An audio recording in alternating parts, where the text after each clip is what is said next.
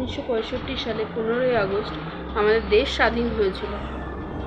আজ 2024 15ই আগস্ট। 1965 সালে আমাদের দেশ স্বাধীন হয়েছিল, কিন্তু আমরা মেয়েরা কি স্বাধীন হয়েছি? আজকে 2024-এর দাঁড়িয়ে আমরা কি আদৌ স্বাধীন হতে পেরেছি?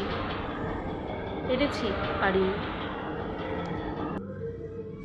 আজকে আর.জি. করের ঘটনার জন্য আমরা দুদিনের চিৎকার করব, 4 দিনের মিছিল করব, তারপর আমরা আস্তে আস্তে সবাই নিজেদের কাজে নিজেরা ব্যস্ত হয়ে যাব।